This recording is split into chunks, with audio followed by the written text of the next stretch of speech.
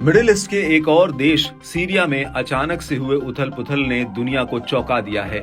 Syria एक बार फिर जल रहा है। विदेशी ताकतों की दखलंदाजी के चलते ये देश फिर से हिंसा के चक्र में फंस गया है। विद्रोही गुटों के आक्रामक तेवरों से जाहिर होता है कि लड़ाकों ने बशर अल असद सरकार को बेदखल करने की पूरी तैयारी कर ली है। रूस और ईरान के सीरिया को समर्थन देने के बावजूद हयात तहरीर अल शाम गुट ने बड़ी बढ़त बना ली है। विद्रोही सीरिया सरकार की कमजोरी का फायदा उठाना चाहते हैं। असद सरकार के सहयोगी देश अलग अलग मोर्चों पर फंसे हुए हैं। बात अगर रूस की करे तो मॉस्को करीब 3 साल से यूक्रेन युद्ध में उलझा है, तो वहीं इजरायली हमलों से ईरान भी तनाव में है। बावजूद इसके रूस लगातार सीरिया का साथ दे रहा है। बशर सरकार को बचाने के लिए रूसी सेना मैदान में उतर चुकी है। रूस ने 6 दिसंबर को बताया कि पिछले 24 घंटों में सैकड़ों विद्रोही लड़ाकों को ढेर किया। ओलेग इग्नासियुक ने बताया कि रूस और सीरिया की एयरफोर्स ने मिलिशिया के ठिकानों पर हमला किया। इस हमले में कम से कम 300 विद्रोही मार गिराए गए। इदलिब, हमा और अलेप्पो में मानव रहित हवाई वाहनों के गोदाम को नष्ट किया। सीरियाई सेना की मदद से रूसी एयरफोर्स 3 प्रांतों में लड़ाकों का सफाया करने के लिए जबरदस्त अभियान चलाएगी। बता दें कि ये कोई पहला मौका नहीं है जब रूस ने सीरियाई सरकार के समर्थन में विद्रोही गुटों पर हमला बोला हो।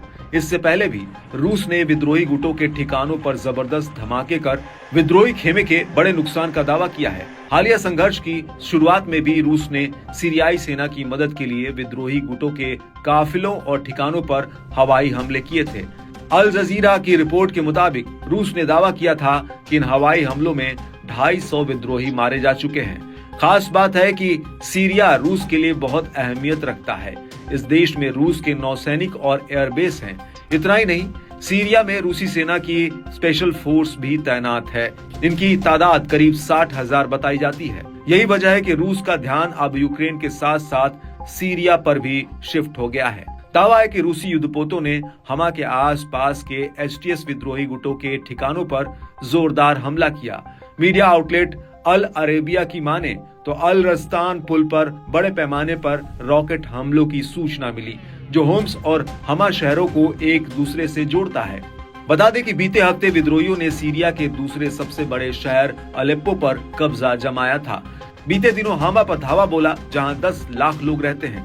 बताया जाता है कि अब लड़ाके रणनीतिक रूप से महत्वपूर्ण शहर होम्स की ओर बढ़ रहे हैं। न्यूयॉर्क टाइम्स के मुताबिक विद्रोही गुट में एचटीएस और उसके सहयोगी संगठन शामिल हैं, जो एक साथ मिलकर असद की सेना पर चढ़ाई कर रहे हैं।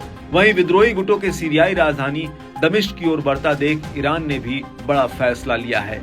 एक ईरानी अधिकारी ने न्यूज एजेंसी रॉयटर्स को बताया कि ईरान सीरिया में मिसाइलें और ड्रोन भेजने, साथ ही विद्रोहियों के खिलाफ लड़ाई में अपनी सैन्य सलाहकार की मौजूदगी का विस्तार करने की योजना बना रहा है। हालांकि ये अब तक साफ नहीं हुआ है कि ईरान सीधे तौर पर इसमें शामिल होता है या नहीं। जहां रूस सीरियाई संघर्ष में खुले तौर पर कूद पड़ा है, ऐसे में ये देखना काफी अहम रहेगा कि क्या ईरान भी इस ओर कदम बढ़ाता है या नहीं।